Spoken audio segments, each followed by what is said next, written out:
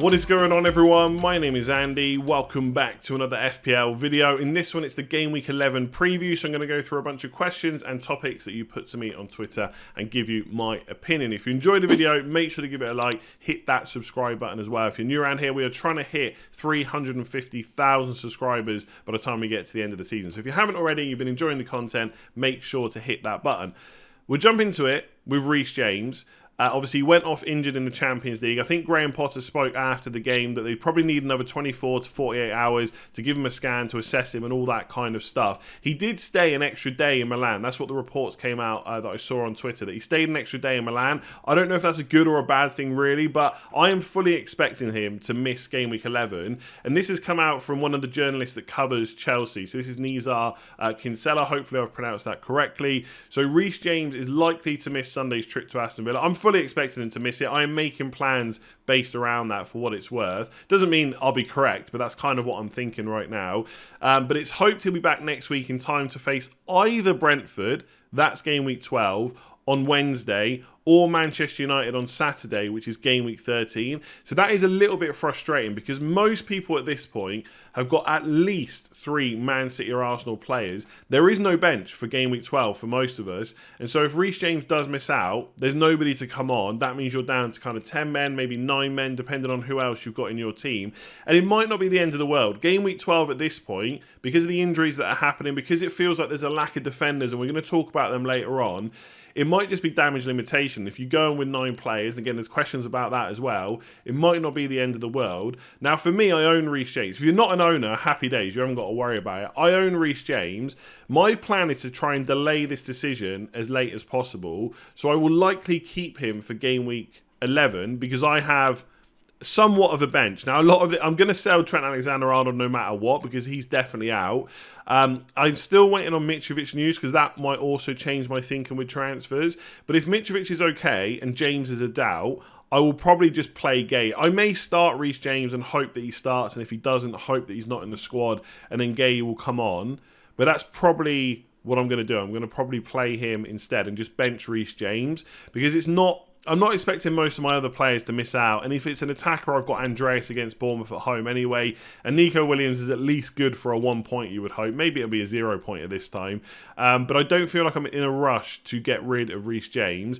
And then if he's still a doubt in Game Week 12, maybe I'll get rid of him. Because I've said this a lot, right? This isn't like a knee-jerk because of this news.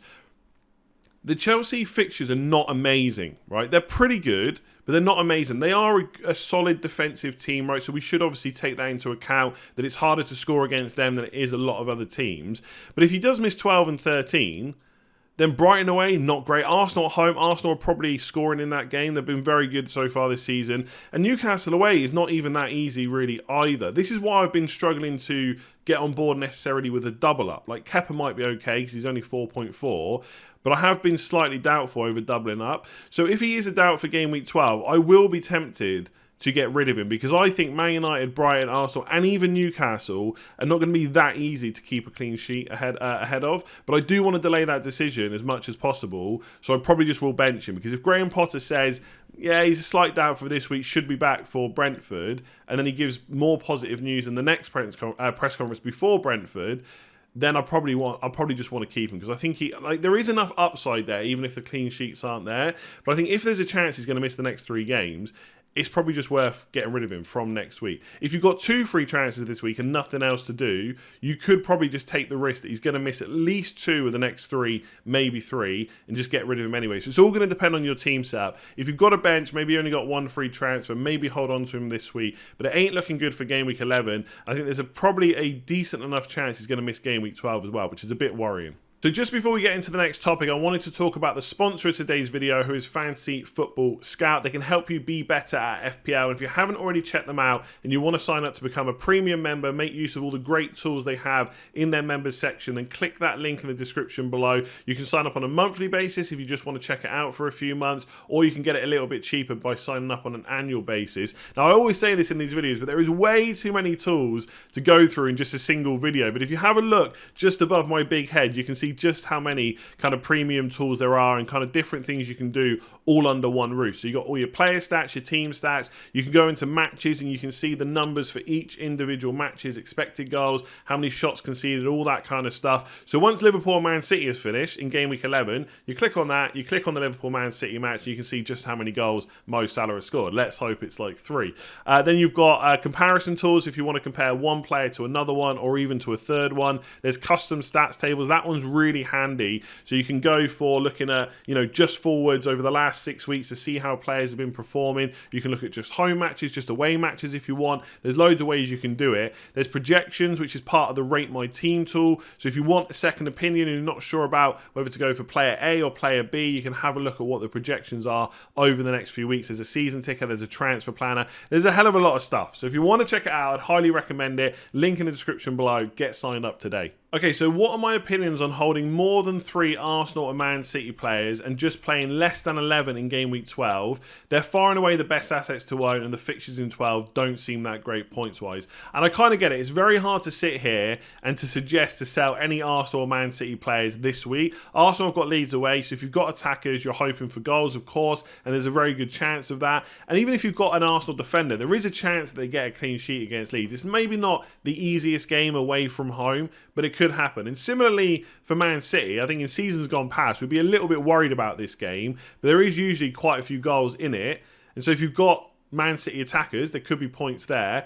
And even possibly with Man City defenders, there is a chance at points. I still stand by the fact that Liverpool will score in this game, so the chances of Cancelo getting a clean sheet are quite low, but I guess he could get attacking returns, and if you hold on to him, you don't lose any of that value that you've probably got built up on him. So if you're holding more than 3 already, you could maybe justify holding on to them in 12 and just hoping for the best. But I think it's going to depend on how many transfers you've got, because there are moves you could make. So if you've got Cancelo, you could move to a defender with better fixtures over the next 2 game weeks, which we'll take a look at in a minute. I know it's scary to sell Cancelo even against Liverpool away, but I think if you've got 2 free transfers and not much else to do, you could take that risk. Similarly with maybe De Bruyne and Foden, probably more so with De Bruyne because he's holding quite a bit of value. You could look to go to Son against Everton at home this week, and if you've got another spare transfer the week after, you could then either maybe look to hold Son and do something else against Man United away, or go to Salah for West Ham at home. And if you then think he looks good, you could keep him for Forest, keep him for Leeds, and maybe not worry so much about having to get De Bruyne back. So I completely get it, right? They are by far and away the best assets to own right now. They're looking really good, but I think there are some options there. I think you could look the same with Arsenal, right? It's Leeds away, it's a good fixture. If you've got a defender, you could look to move them on. So I don't necessarily have a massive issue with it, but it depends which players you don't own and how many transfers and stuff you've got. Because if you look at my team, right, I've benched, just for illustrative purposes, I've benched Man City and Arsenal players for this week. So if we pretend this is my team for game week 12, I'm going to have sold Trent. I may or may not sell James as well. And then look, I've got 11 players, right? That all looks great. Let's just pretend that Mitrovic is fit as well. There's lots of issues right now. We're waiting for press conference updates. And I've got Nico Williams. But Nico Williams has pretty much looks to have lost his place to Aurier. That might continue. So although I've got 11 players, on the pitch, they might not actually play. And Nico Williams then might be a one-pointer. So if you've got 4 Arsenal and Man City players, you're not really in that much of a different position to me, who's got 11 players, but one of them is Nico Williams. So a lot of it is going to depend on who you can get to. I think if you've only got 3 right now, if you've got 4, I don't think you should be buying more, right? So this is more for people that have got maybe 4, 5 or 6. You could hold on to them, but I think in a lot of cases, it's still going to be worth trying to get points from game weeks 11 and 12. You say the fixtures aren't great, and I agree to a certain extent, but if you've got a Man City or Arsenal defender not playing at all, and you've got a Brighton defender against Nottingham Forest, I mean, that seems pretty good for a clean sheet, right? And we're talking about a situation where if you're not using transfers on them, the rest of the team is looking good, you may be starting to look at burning transfers. I don't think that is probably worth it. So I don't think it's crazy to carry more than 3 in, but I think there are still some situations where you could definitely look to sell, but I get why people are worried to do it, because there's definitely plenty of points on offer this week. There were quite a few questions about defenders. I think you've got like Trent Alexander-Arnold is obviously out injured. James is a doubt. There's cheap players like Nico Williams, Patterson, Emerson at West Ham that either don't have the minutes right now or they're injured. So lots of people looking to bring a new defender in. I have spoken about this a little bit on the videos so far this week. So if you want to skip this section, obviously you can just go on to the next one. It's difficult to pinpoint exactly who the best defender to bring in is, because they either have not the greatest fixtures or they're not necessarily secure when it comes to minutes. Now, I have left Trippier off this list. He is somebody that I don't own, and although he's got Man United away and Spurs away in the next 3, which is not ideal, I still think he's right up there in terms of one of the targets that I want to bring in. Mostly because, or one of the reasons is because I'm sick of being punished by him. He seems to get 7-pointers every week. But also he plays in a pretty decent side that has got an outside shot. It'll be difficult, but an outside shot of a clean sheet in one of those 2 games. And he's attacking, right? And he's nailed on. So I'm not worried about minutes at all. And Everton at home and Villa at home in game weeks 12 and 14 are pretty good. And Southampton away in 15 isn't bad either. And the way I'm probably going to set up, I'm going to have the ability to rotate him if I need to later on. But ultimately, he's one of those players I think I probably need to start treating a bit more. I'm not saying he's good as prime James or prime Trent, over the last couple of seasons, but I don't need to be worried about if I have to play him in the more difficult fixtures. So I've left him on the list because most of you own him, or most of you will be looking to get him in if you don't already. So then we look at the rest of them. Now, Duncan Webster, I've put at the top. I think they're pretty good. I don't see Brentford away as a great fixture because I always feel like Tony can score when he's playing at home. But the Brighton defence is pretty good. And I know they don't have Potter anymore, but that is still the same team that's set up in pretty much the same way in the last game. I'm expecting them to still do well. They kept Spurs down to 1 goal as well. So I think you can definitely look at them as options. I think Nottingham Forest at home in game week 12 is really decent. There's not much difference between Dunk and Webster. Dunk's probably the absolute most nailed defender in that side, but Webster's very nailed as well. And his goal threat is arguably a little bit better, and he's a little bit cheaper as well. So you could just go for Webster if you wanted to. If you need to play them in game week 13 though, it's not ideal. And a lot of this is going to come down to your own individual teams. Like for me, if I bring one of these players in, I don't need them for game week 13 necessarily. So that Man City fixture doesn't really worry me too much, but you might need to think about that if you want to. With Gay, I already own him. I think less, and this is the thing about worrying about bringing Trippier in. Yeah, he probably doesn't keep a clean sheet against Man United, but I think Brighton are going to struggle against Brentford, and I also think Crystal Palace will have a tough time against Leicester away as well, and even Chelsea, they probably, Villa attack right now is pretty toothless, but they are still playing an away game. That's why I'm not too worried about bringing Trippier in. With Gay, I think it's difficult against Leicester, and I also think they just haven't been great defensively, and I don't know how much is that they're just not as good as they were last year when it comes from a defensive point of view, or it's because of the fixtures they've had, but I don't think I'd be rushing out to necessarily buy him. And Everton away in game week 13, another away game, not necessarily that easy. So I think from a price perspective at 4.3, he's not a bad option, but I don't know if I own Crystal Palace fan. I don't know if they'd be top of my list if I was going out to buy one. Then you've got the Chelsea defence. Now, people keep asking me about Chilwell. I just don't think he's nailed to play every single Premier League game. And I don't think he's that good that you should be okay with all those benchings. He played the last 2 Champions League games. He didn't play the last Premier League game. I expect that to happen this week. It could be Sterling plays over on that side. Koulibaly didn't start the first game under Potter, but I think he started everyone since. And with Fofana out, I think he's going to get some pretty good minutes. Cucurella could be the same. The problem is he missed the last 2 Champions League games as well, but played the last Premier League game. So I don't know whether there's a pattern that's happening there because Potter's trying to keep them all fit because of the fixture congestion, or it's just a coincidence that's how it fell. But I think Cucurella will get pretty decent minutes for Chelsea in the league. But it is a risk. There's no guarantee that either of those 2 players play. They could play Cucurella left centre-back. They could play Thiago Silva in the centre, and they play Chalobah right centre-back, and then Koulibaly's not in the side. So I think Chelsea defence, although I spoke about them with Reece James, I'm not quite sure about the clean sheets. It might be that how good their defence is counteracts the fixtures they've got, and you could go for another one, but they're not really that high up on my list of players to bring in. Spurs...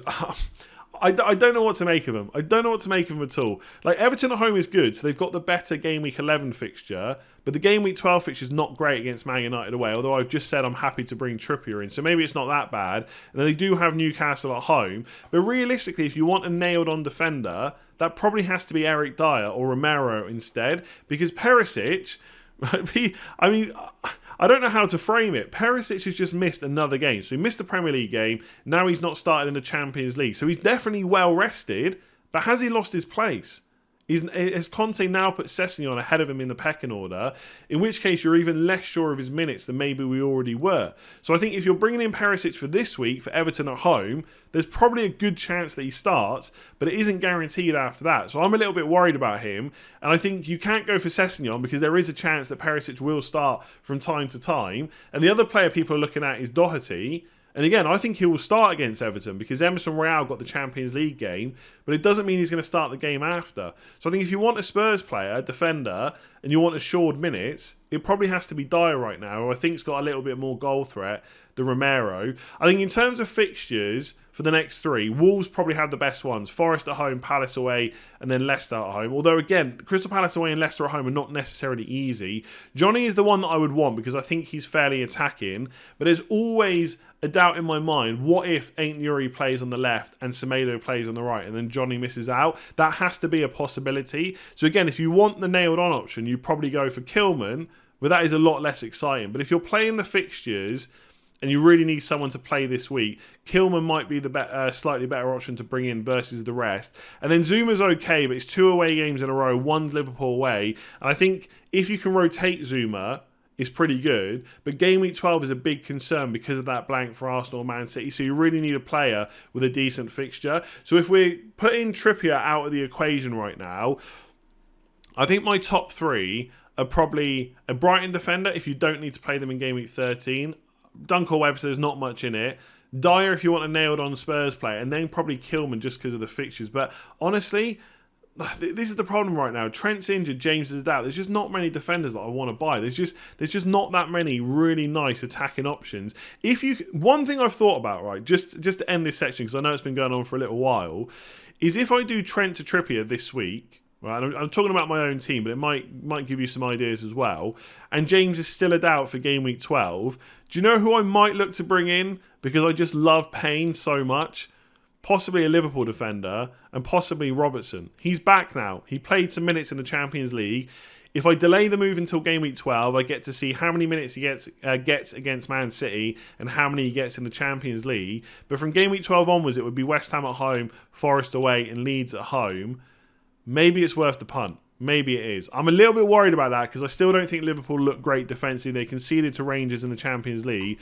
But given the severe lack of options right now, perhaps Robertson's the one. But again, even he must be a slight doubt because he's just come back from injury and they can play Tsimikas instead. But I do think Robertson is a step up. So essentially, there's no real defenders that I like. Let me know in the comments below who you're going for. Okay, so simple one. Is Kepa a good option? I'm thinking of doing Pope to Kepa. So just quickly on the selling Pope, I can see why people are doing it because they need money for other moves and Pope is quite expensive and also hasn't got the clean sheets over the last few games. So I think people are slightly panicking about him.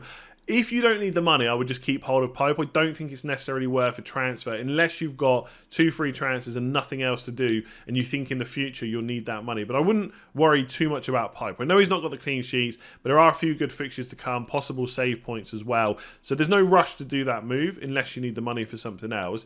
Is Kepa a good option? I think we have to say that he is right now. 4.4 million is a very cheap way into that Chelsea defence. So I'm still not massively sure about how many clean sheets they're going to get from now till 16, but I know they're a good defence, and so being able to get one of their defensive options for 4.4 million is very good value compared to the likes of Koulibaly and Cucurella, who we're not even 100% sure will definitely start. The only slight doubt in my mind is, could Mendy still get a game at some point? Because with Chelsea, they've got 2 very good goalkeepers, right? They're not in a position where you've got an obvious number one and then someone who's a backup that you don't ever really want to play. If Potter had to play Mendy, he wouldn't be that concerned. And there's lots of kind of stuff that's gone around on Twitter from people that have looked into the stats that Kepa is always seen as the goalkeeper that's better with his feet. But actually, when you look deeper into the numbers, I've not done this, but I've seen other people doing it on Twitter, there's not actually that much difference between them, and they're both just okay. Neither of them are really Alisson or Edison or someone like that. They're just okay. So there's no real reason why Mendy couldn't play at some point, and Potter might do that just to try and keep them both happy. But as it stands, it looks like Kepa's the first choice. He started every single game, both when Mendy was out and now he's back. So I think he looks like a pretty good option. And the fact that Ward keeps starting for Leicester means if you've got him, you've at least got a backup option just in case there's that odd game where Mendy plays. Okay, so what do you think about dropping Salah to go to Foden and Darwin Nunez until game week 16? I genuinely think that Darwin will outscore Salah from now until game week 16. Did you miss the memo from last night? Salah is back. Quickest hat-trick in Champions League history. Just over 6 minutes to score 3 goals. He's shown Klopp where he needs to play. This is it now. He's in form. Plenty of goals to come. Of course, he never really went anywhere. We already knew the quality of the play. It's not that surprising he scored goals, especially in the fixture that he's got. But it was just, I just wanted to talk about it, right? Hat-trick in the Champions League. Let's get back to the question, and we'll talk about the formation and the personnel that Liverpool use in a minute, because I do think it's interesting. I do think it's worth taking note of. But just on Salah versus Darwin Nunez, I don't think that Nunez outscores Salah. There's obviously more factors to take into account, like the price. So if it was like Salah and Solanke versus Foden and Nunez, and we're talking game weeks 13 to 16, because I don't think it's worth dropping Salah now for Foden because of the blank, then maybe the Foden and Darwin Nunez combination does win out. But I don't think in isolation that Darwin will outscore Salah, and mostly because Salah's minutes are probably more assured, and he's got penalties as well. So as long as he keeps getting into the positions like he was last night, I think he will score just as many goals as Darwin Nunez, if not more, and he's more creative and he's more likely to be on the pitch. So there's as always, there's more factors than just comparing them one against another. But I personally don't agree that Darwin will outscore Salah, but I do think Darwin is a good option in his own right. And again, that combination of him and Foden could be decent. And the reason for that is Liverpool just continue to score goals. So as I've said all along, they're not playing well, they are conceding goals, they're not getting the results. That's all well and good. But from an FPL perspective, buying Liverpool attackers, they're still scoring goals. 2 against Rangers, yes, they were both set pieces. 2 against Arsenal, then another 7 last night. Obviously 9 against Bournemouth. And people say weird things like, yeah, but that was easy fixtures. Right, and what do they have coming up? And again, it was a mistake to have them for Arsenal. It might be a mistake to have them for Man City. And West Ham's not that easy, but at least they play that week. Then they've got Forest, then they've got Leeds. They've got Southampton in game week 16. Liverpool are going to continue to score plenty of goals. So Darwin Nunez is a good option in his own right, but we have to talk about the minutes. And what was interesting last night is Klopp continued with this kind of 4-4-2/4-2-3-1 formation. I'm just going to call it 4-4-2 for the purposes of this video.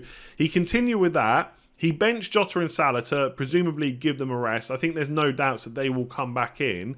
But when Salah came on, he played as a striker. So Harvey Elliott stayed on that right-hand side. Jota came on, I think he was on the left. And then Firmino and Salah were up front. And that's where he scored the goals from. Now, I don't want to... It's just small. We're looking at small sample size. They've only played this formation for 3 games. Salah's only come on and played up front once. We can't take too much away from either side. I don't think he played that well in the right midfield position against Rangers or against Arsenal. But Arsenal is also a tough fixture. Okay, and we also can't now take away that Klopp is definitely going to play him up front, but I think that's where he needs to play, right? He is, if everybody's on form in that Liverpool team, Salah is the best attacker. It makes no sense to have him out wide, having to drop deep, and having to be that creative spark just to kind of get Nunez scoring. He needs to get Salah scoring as well, and I think there is a chance now that he could play up front, but there are lots of players for Klopp to fit in. So if he plays Jota on the left, it means he can only play one of Firmino or Nunez up front. And Firmino's also playing very well. So that's my issue right now with having to bring in Darwin Nunez this week, is I do think he'll get good minutes going forward. But if we see Klopp maybe use Harvey Elliott out on that right-hand side, Oxlade-Chamberlain could be back as well. He could play on that right side too. If that happens and he pushes Salah up front, there's only one more striker spot, and you'd have to say that Nunez and Firmino would then be competing with it. It might be that Salah just plays right midfield and Klopp tries to get him further forward and into those more central spaces, and Nunez and Firmino play. But that's my only worry right now. For what it's worth, for my own team, if Mitrovic is out, I am still looking at possibly getting a second Liverpool attacker, but I'm very torn between Firmino, Nunez and Jota, and I think just because Jota's more likely to play on the left and can play up front as well, he might be the one that I go for. But Nunez still looks really good. I like him as an option. I don't think he necessarily outscores Salah, but there's more factors to consider than that. So it's all going to depend on your team, but I'm looking at possibly getting both. By the way, Salah is back. He's not really back. He's going to blank against Man City, so don't get him in this week. And definitely don't captain him this week. Captain Haaland instead.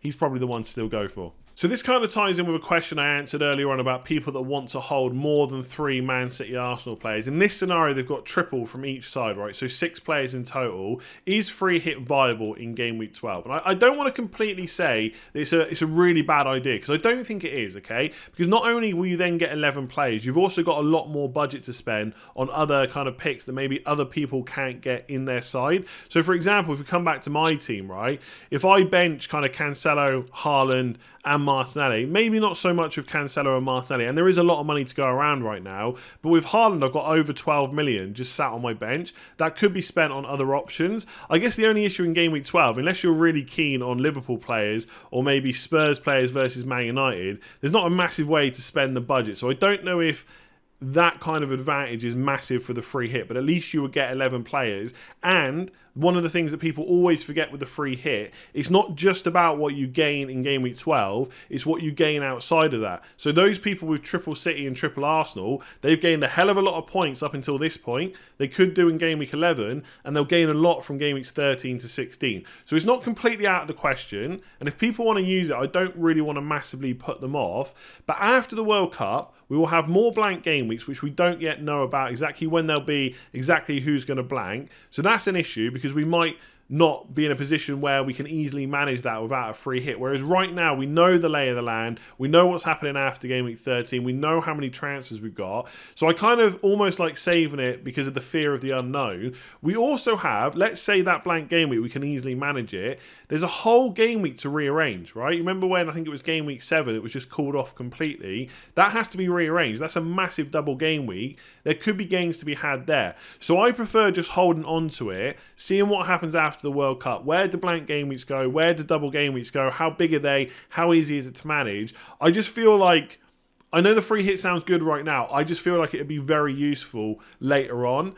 But it's very easy for me to say that because I've only got 3 City and Arsenal players. I've already lost the points by not having those players the last few weeks. So it's easy for me not to free hit. For those of you in this situation, it could be viable, but I think I would maybe use 1 or 2 free transfers, get down to maybe 4, possibly 5 City and Arsenal players if you have to, and just hold on to that free hit. Again, remember the gains are not just about game week 12. You've already gained a lot by holding 6 of these players, and you'll probably gain a lot afterwards. So it's not completely out of the question, but I still, because of that fear of the unknown, would just prefer to hold it until later on. So there we go, that was the Game Week 11 preview. If you enjoyed that one and found it useful, please do give it a like and hit that subscribe button if you are new around here. I know there's some stuff that I probably missed out. A few people asked about Kane versus Haaland captaincy. I'll cover that tomorrow in final thoughts. Hopefully we'll have a little bit more information from the press conferences. I know we're really waiting for Reece James updates and obviously Mitrovic updates as well. I don't know if those press conferences will be early enough to fit them in the video, but I'll try and do the best I can. So like I said, if you enjoyed that one,